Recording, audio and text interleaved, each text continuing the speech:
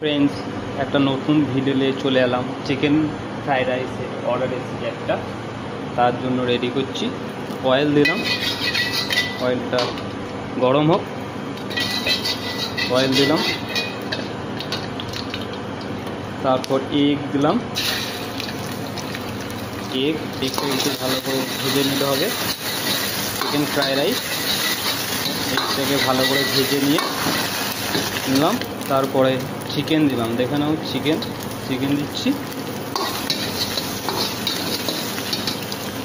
তারপরে এই রাইস দেওয়া হচ্ছে। রাইস চলে গেল, দেখে নাও। রাইস গেল।